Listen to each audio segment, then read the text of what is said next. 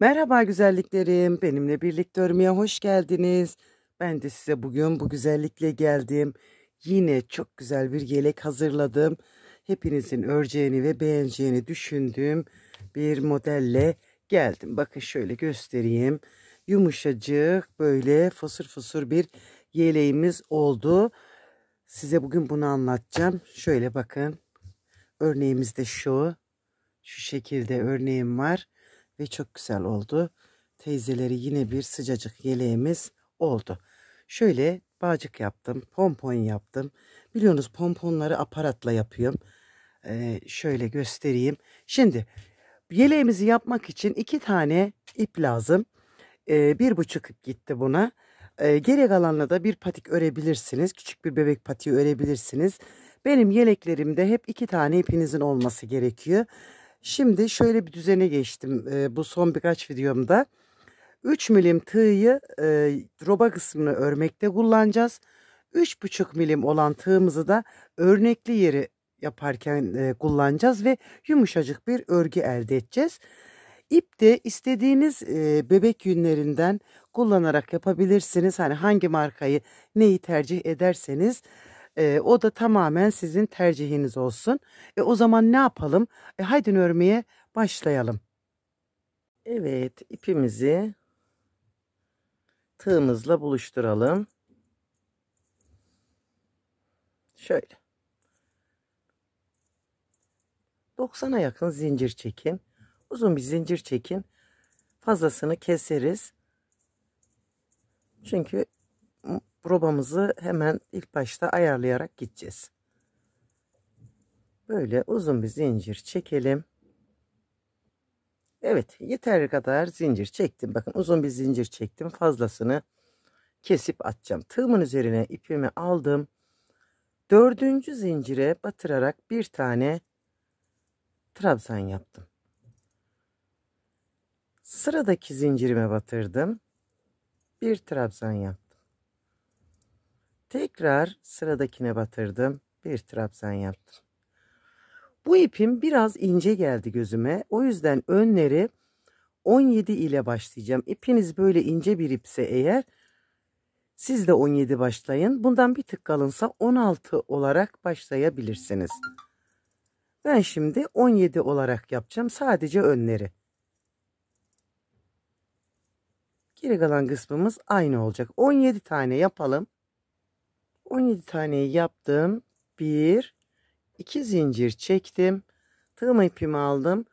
Son battığım trabzanı bakın son battığım trabzanla aynı yere batırdım ve yine bir tane trabzan yaptım. Şimdi 14 tane trabzan yapacağız. 2 böyle sayalım ve 14 tane yapalım. Bu da kolumuz olacak.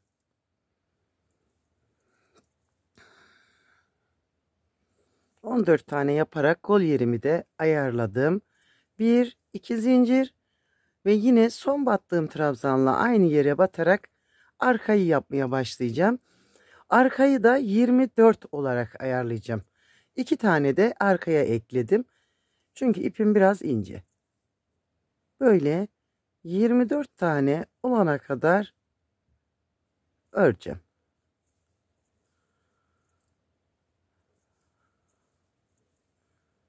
İki, 4, 6, 7, 24 olana kadar örelim.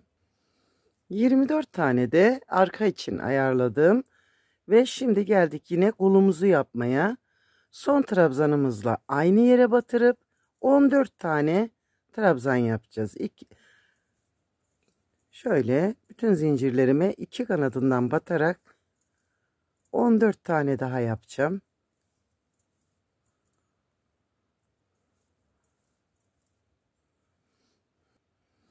Evet, kolu da ayarladım. 14. 1, 2 zincir çektim. Şimdi önümüzü yaparak son ön parçamızı 17 tane son battığım yere batırdım ve 17 tane trabzan yaparak başlangıcımızı bitireceğiz. En zor yeri örgünün burası. Şu başlangıç biraz oyalıyor. İnanın biri yapsa verse tıkır tıkır örerim.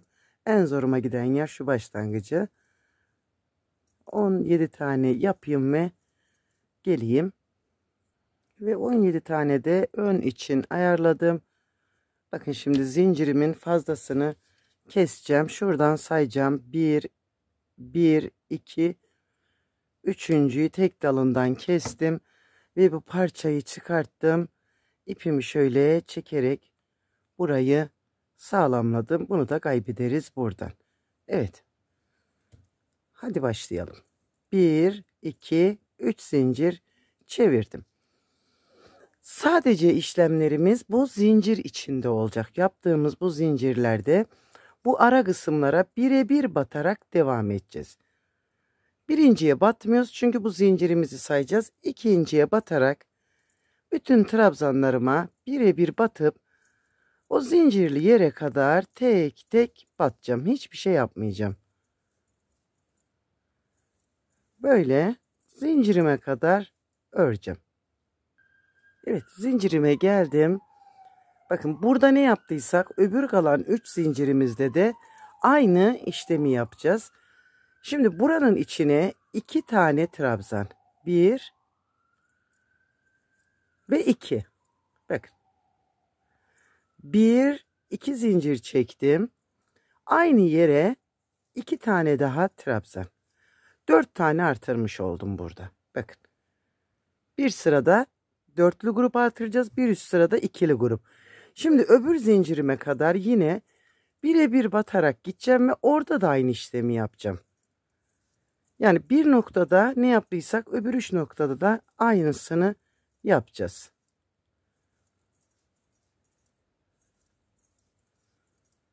Hemen bir kere daha göstereceğim anlaşılır olması için.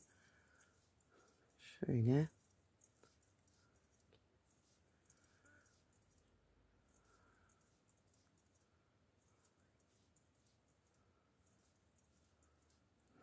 Ve bakın bu zincirin içine 2 tane trabzan. 1, 2.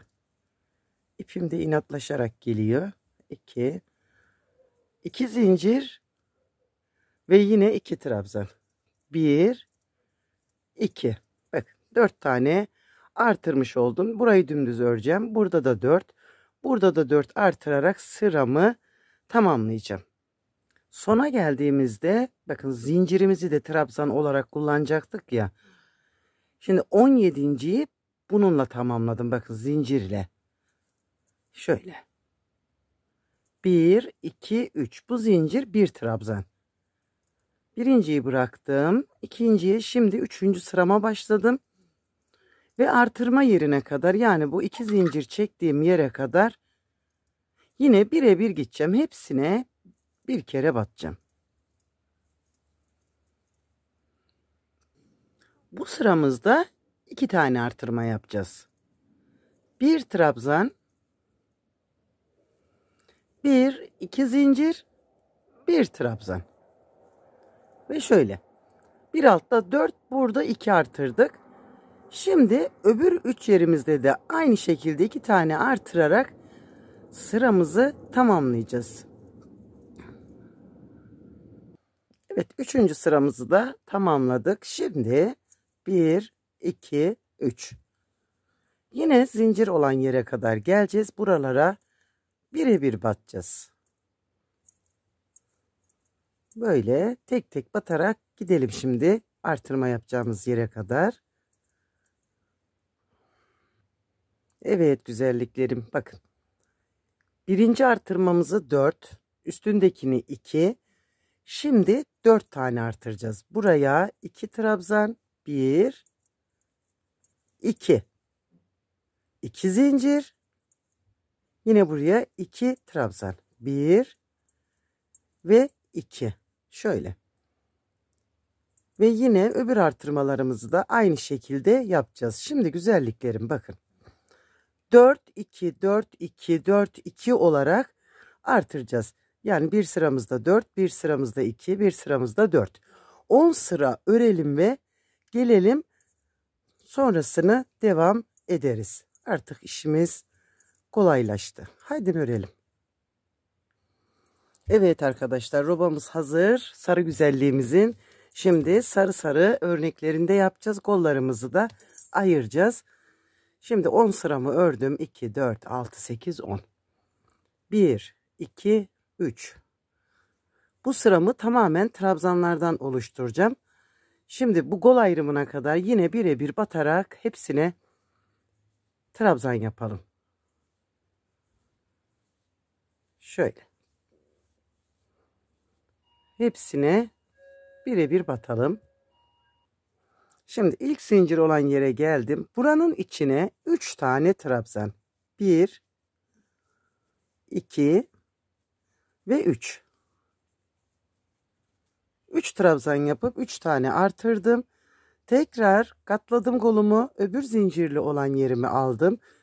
3 tane de buranın içine. 1, 2 ve 3. Bakın. Şimdi bir kolumuzu yaptık. Birebir batarak öbür üçlü zincirimiz, 2 zincir çektiğimiz yere kadar gideceğiz. Ve orada da aynen işlemimizi tamamlayacağız. Birebir batalım. Şimdi öbür zincirli yerime geldim. Yine buraya 3 tane yapacağım. 1, 2 ve 3. Bıraktım burayı. Katladım kolumu. Ve buraya geldim. Şimdi buraya da 3 tane trabzan yaparak toplamda 12 tane koltuk altlarından artırma yaptım. 2 ve 3. Şöyle. Şimdi sıram boyunca teker teker trabzanlarıma batırarak devam edeceğim. Benim yaramaz kızım da geldi yine, iplerime çöktü. Şimdi sıramızı tamamlayalım.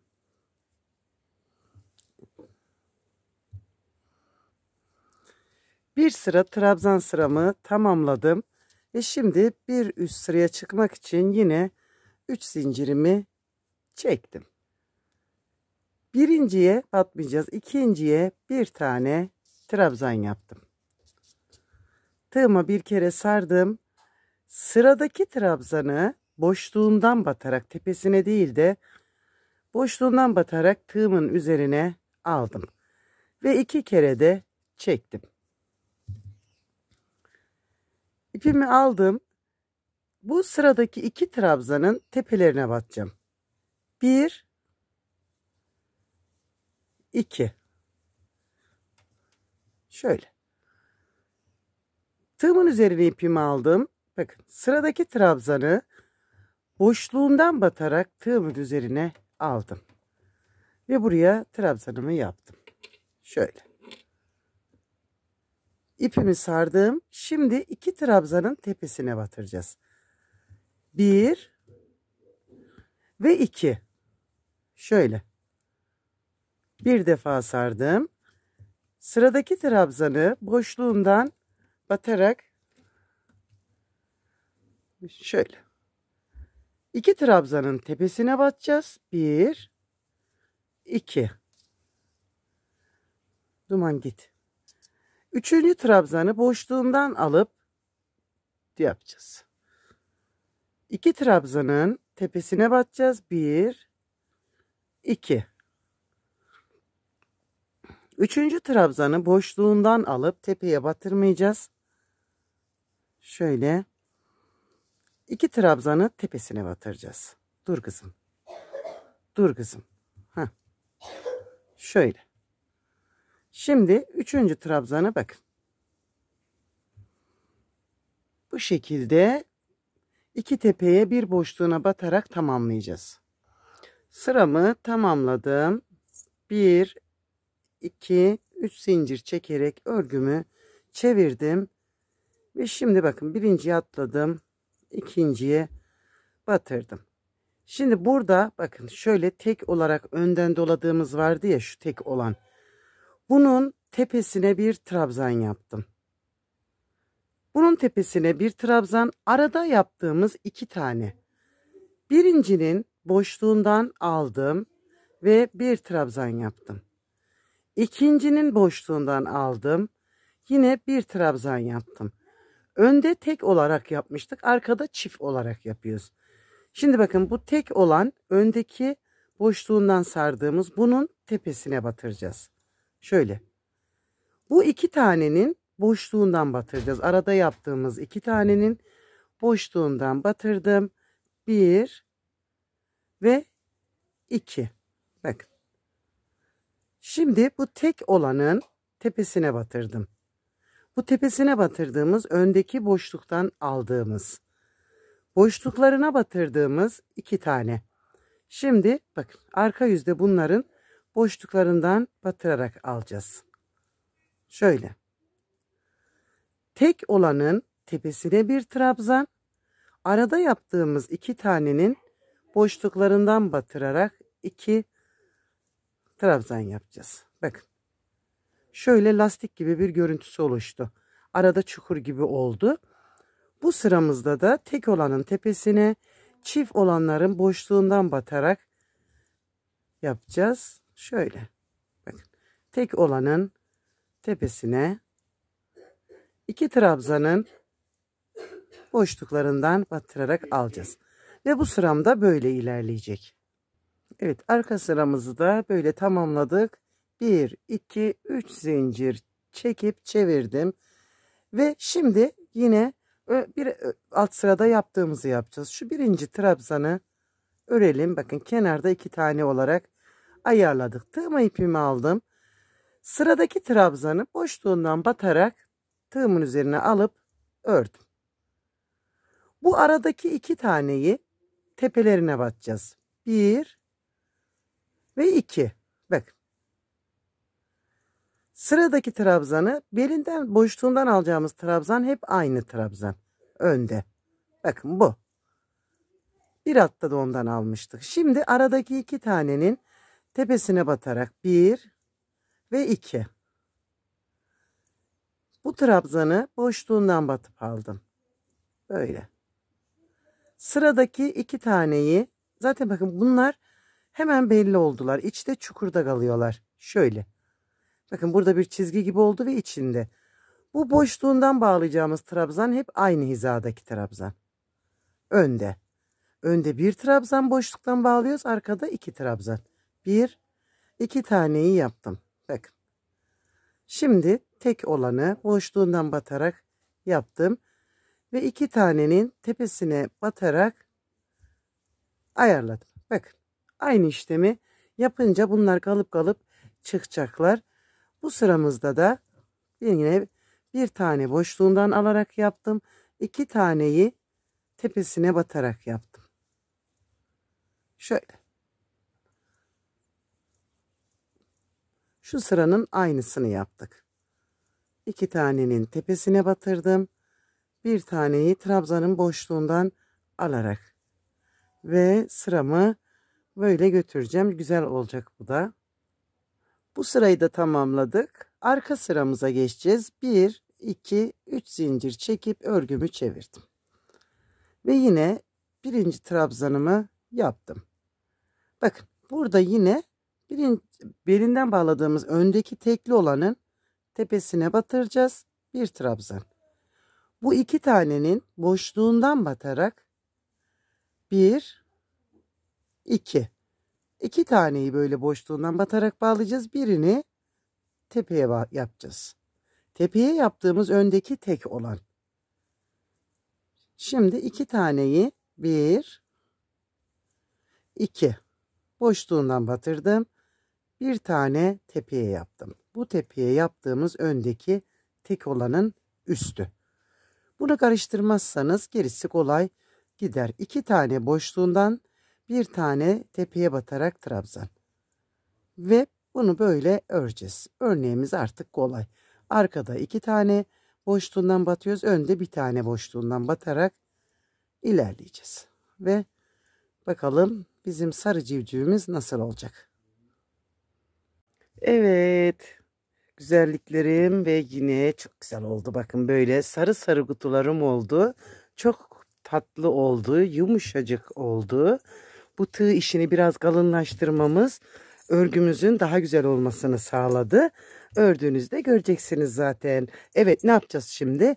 Etek uçlarını Ve yanlarını tabi isteğe bağlı tığlayabilirsiniz. Ben tığlayacağım. Daha güzel ve daha bir havalı olmasını istediğim için. Şimdi şöyle bakın. Yine kolay bir tığlama yapacağım. Sizin bildiğiniz başka bir tığlama varsa onunla da yapabilirsiniz. Hemen bakın zincirin dibine batırdım. Bir, aynı yere bir tane daha, iki. Bu iki tane bana yetiyor. Bir, iki, üç atladım. Dördüncüye sık iğne ile bağladım. Bir, iki, üç zincir. Zincirin dibine bir, iki tane trabzan. Şöyle ölçün. Ben 3 dedim diye, dördüncüye dedim diye öyle yapmayın. Ölçerek de yapabilirsiniz. 3 zincir. Zincirin dibine 2 trabzan. 1, 2. Şöyle şuraya bakın. 1, 2, 3 zincir. Zincirin dibine 2 trabzan. Başladığım noktaya gelene kadar tığlayacağım. Önler, boyun hepsini aynı şekilde tığlayacağım. Bakın. Ve böyle bir güzellik ortaya çıkacak. Hadi yapalım. Bakın şimdi eteği bittikten sonra böyle öne geleceğiz. Buradan yukarıya devam edeceğiz. Yani bu tığlamamızı önlere de aynı şekilde. Hiçbir değişiklik yok. Üst zincirimi çektim ve yine ölçerek geldiği yere batarak devam edeceğim. Bakın. Şimdi ilk de yakın battım. Şöyle. 1, 2, 3. Yine aynı şekilde öbür tarafı da buraya uyumlu olarak tığlayabilirsiniz.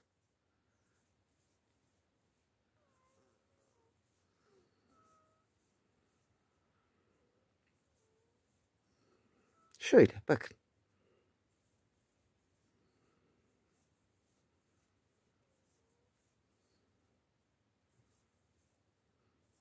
Evet. Bu boyuna geldiğimizde de aynı. Buradan döneceğiz. Aşağıya geleceğiz ve başladığımız noktaya geri geleceğiz. Hadi yapalım. Evet arkadaşlar, kenar tığlamam da bitti. Her tarafını dolaştım. Kollarını da aynı şekilde tığlayarak bitirdim. Şimdi ipimi 2 kat yapıp boyuna bağcık yapacağım. İsterseniz bağcıklı değil de düğmeli de yapabilirsiniz. Bakın buralarda müsait yerleri var. Yani ayrıyetten bir düğme deliği açmaya hiç gerek yok.